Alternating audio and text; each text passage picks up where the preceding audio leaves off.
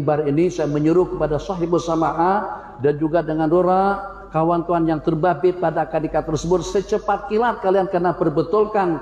Kalau tidak, hubungan mereka itu sama dengan hubungan zina. Mereka tidak salah sebab mereka tidak paham hukum, tapi kalian yang paham hukum tidak boleh dengan cara yang remang-remang seperti itu.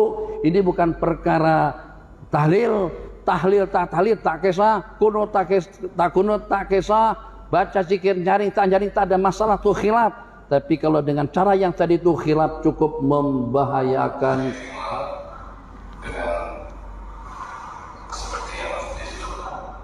Soalannya saya terima dengan seperti yang disebut tanpa menyebut saya terima nikahnya, adakah sah nikahan tersebut? Oke, jadi tadi dah jelas, mungkin dah dengar semuanya.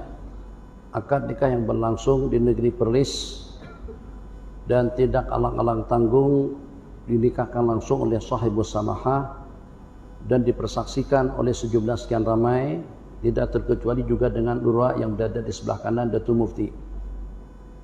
Jadi dengan ijab kabul yang berlangsung tadi agak relatif lambat. Ijab kabul itu disyaratkan segera bersambung, tidak ada fasal, tidak ada pemisah antara ijab dengan kabul. Tadi agak relatif lambat. Saya tidak katakan lambat, tapi agak relatif, sikit agak lambat. Aku nikahkan kamu dengan Mas Diata binti Haji Abdul Qahar dengan mas kawinnya seperangkat alat salat. Saya terima akan nikah Mas Diati dengan mas kawinnya seperangkat alat salat. Atau saya terima akan nikahnya dengan mas kawin yang telah disepakati. Atau saya terima akan nikahnya dengan mas kawin yang telah disebutkan. Itu oke. Jadi yang pertama yang agak janggal dengan akad nikah yang berlangsung tadi itu agak relatif, paham bahasa relatif, sikit agak terlambat kabulnya daripada ijab kabul. Jadi seperti menjawab salam itu segera, seperti ijab kabul itu juga segera. Tadi itu agak lambat sedikit. Saya tidak mempermasalahkan daripada sudut situnya, tapi itu secara ihtiyatnya eloknya diulang sekali lagi. Yang kedua, setelah diijab oleh sahibus samahah, ternyata dengan jawaban daripada si pengantin tadi itu, saya terima dengan seperti yang tulis itu. Dalam bahasa Melayu pun janggal bahasa itu. Saya terima dengan seperti yang disebutkan. Begitu? Saya terima dengan seperti yang disebut. Saya terima dengan seperti yang disebut. Kita ditapa di bahasa Melayu.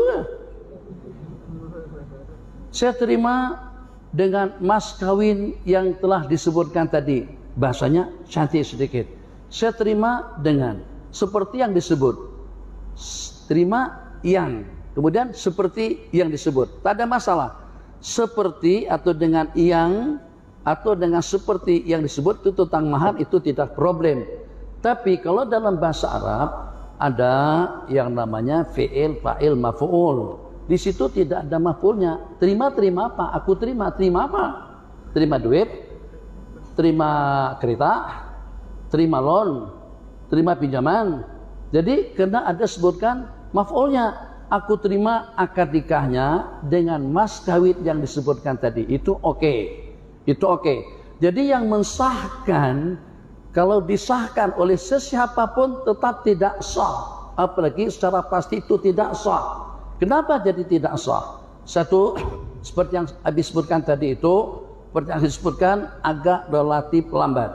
Oke, itu kita tasamu tidak terlalu masalah sangat sebab ikut uruf. Mungkin uruf kalau seperti di negeri Perlis tak apa lambat-lambat sedikit seperti itu. Oke, tasamu. Tapi pada saat ketika menerima maf'ul bihnya itu kita kena sebut dalam bahasa Arab pun qabiltu nikahaha li nafsi atau qabiltu nikahaha bil mahril musamma atau qabiltu nikahaha bima dzukir. Aku terima akan nikahnya dengan mas kawin yang disebutkan. Tak mesti sebut mas kawin secara rinci dengan mas kawinnya seperangkat Indonesia, seperangkat alat sholat, seuntai cincin emas dan juga dengan seuntai berlian panjang. Jadi pada waktu menjawabnya as-su'alu mu'adun bil jawab itu kalau dalam bentuk pertanyaan. Ini bukan dalam bentuk pertanyaan, ini dalam bentuk ijab kabul. Maka pada waktu kita menerima tidak mengapa dengan kita menerima tentang mahar yang disebutkan tadi itu kita tidak rincikan. Saya terima akad nikahnya dengan mahar yang telah kita sepakati. Oke. Aku terima akad nikahnya dengan mahar yang telah disebutkan tadi pun juga oke. Bil mahril mazkur atau bidzalik dengan yang demikian. Tapi aku terima dengan seperti yang disebut, itu kita pun susah paham. Oke, kalau ada yang mengesahkan, sementara ulama mengatakan tidak ada maf'ul bihnya, maf'ul bihnya itu maksudnya pelengkap daripada kabiltu. Kabiltu ada nikahaha, jadi maf'ul bih. Nikahahanya tidak disebut di situ. Kabiltu apa saja masih mubham. Berarti Datu Mufti tolong dibetulkan, kalau tidak, sejak daripada malam mereka berhubungan itu adalah zina. Kalian senantiasa memperli kami, suka menyalah-nyalahkan orang ramai terhadap masalah khilafiyah. Nah, bagaimana dengan akad nikah yang seperti itu? Saya bukan nak membalas, tapi kalian berdua orang yang paling suka menyalah-nyalahkan umat. Tahlilan, bid'ah, maulidan, bid'ah. Itu apa hukumnya nikah yang semacam itu? Allah coba kalian dengan sesuatu yang lebih berat. Apa saja? Dengan hubungan dua laki istri dengan syubhah. Kalau seandainya ada yang mengatakan sah, tetap saya katakan tidak sah. Kenapa? Sebab kita punya kaidah yang berbunyi yuhtatu bil afdha'i ma la yuhtatu bi ghairiha.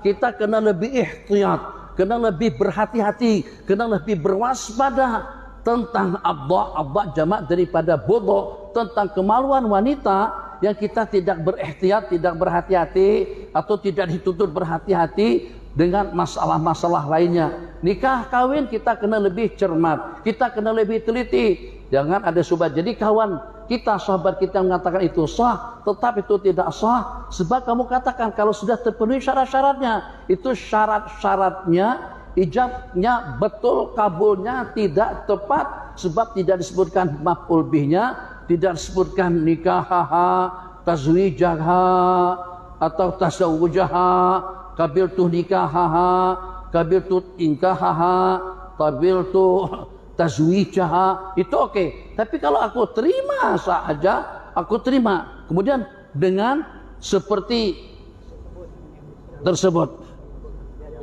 Hah? Aku terima dengan seperti tersebut. Apa tuh? Ini bukan bahasa Inggris. Kalau bahasa Inggris agak kaku sedikit, atau dengan bahasa tak apa. Mana yang juru bicara ada roda di samping, kenapa tidak ditegur? Kenapa tidak diulang? Itu benda bukan benda kecil. Kalau akad jual beli, ulama mengatakan akad jual beli boleh dengan telepon. Taukil boleh dengan telepon. Awak saya wakili untuk membelikan 3 unit kereta Ferrari atau Lamborghini kuning mana tadi itu. Tak apa wakil. Tapi ulama mengatakan nikah melalui telepon. Kebanyakan ulama mengatakan tidak sah. Kenapa? Jadi yang walaupun kita guna screen hebar, masya Allah tabarakallah, calon suami ada di Chicago, sedangkan istri ada tinggal di Melaka atau tinggal di Sandakan, sedangkan dengan wali yang menikahkan ada di Mekah. Jadi dengan kita secara online, dengan menggunakan setelet, dinikahkan daripada Mekah kepada menantu yang sedang berada di Amerika. Aku nikahkan awak dengan anak kandungku. Ulama mengatakan nikah begitu tidak sah. Ulama Hanafiyah mengatakan harus ijab kabul. Suami yang jadi mempelai dan dengan wali yang menikahkan harus terkumpul di tempat yang sama. Kenapa ya fuqaha? Kenapa ya ulama? Sebab kata mereka dalam kaidah yuhtatu bil abdha'i ma la yuhtatu bi ghairiha. Kita kena lebih ihtiyat, lebih berwaspada, lebih berhati-hati dalam masalah nikah kawin. Perkara yang kita tidak ketat seperti itu dengan hal-hal lainnya. Jual beli secara online silahkan, banyak yang membolehkan. Atau juga wakalah, mewakilkan sesuatu kepada seorang secara telepon, silahkan. Tapi nikah kawin secara telepon sebagaimana khutbah, jamaah mana? Online, khatib sendirian saja di sini. Mana makmumnya? Makmumnya di rumah masing-masing, online di rumah ikuti khutbah, ikuti sembahyang berjamaah. Tak sah cara seperti itu. Kenapa? Sebab Nabi kita telah berikan panduan kepada kita, sallu kama raaitumuni usalli. Kalau seandainya masalah yang lain kita akan bertoleransi, tapi kalau dengan masalah nikah kawin, dibalik daripada nikah kawin ada nafkah, ada tempat tinggal, ada kewajiban untuk memberikan kiswah, istri kena ta'an, lepas berhubungan antara pasangan dua laki istri, ada yang namanya mandi janabah, ada yang namanya junub atau ahkamul janabah. Selanjutnya nanti istri ngidam, lepas ngidam hamil, lepas hamil beranak. Tidak hanya setakat beranak saja, tapi anak itu akan dinisbahkan kepada siapa? Ada tentang nasab, ada tentang warisan, ada tentang kebersamaan yang kita sebut dengan ikhtilat antara laki-laki dengan perempuan. Banyak hukum hakam dibalik daripada akad nikah yang berlangsung. Berpelukan, berciuman, berpegang-pegangan, cubit-cubitan, hoi. Tak boleh, kecuali kalau sudah jadi pasangan dua laki istri. Kalau hanya setakat berpacaran saja, tidak. Kenapa? Sebab ini bab nikah. Di balik daripada nikah merentet beberapa masalah hukum. Di antaranya yang secara global saja, hukum jima, hukum mubasyarah, di antaranya hukum nasab, di antaranya hukum warisan, di antaranya hukum iddah kalau pada itu bercerai. Itu semuanya berpunca daripada akad nikah yang berlangsung. Maka daripada mimbar ini saya menyuruh kepada sahibus sama'ah dan juga dengan Rora, kawan-kawan yang terbabit pada akad nikah tersebut, secepat kilat kalian kena perbetulkan. Kalau tidak hubungan mereka itu sama dengan hubungan zina. Mereka tidak salah sebab mereka tidak paham hukum. Tapi kalian yang paham hukum tidak boleh dengan cara yang remang-remang seperti itu.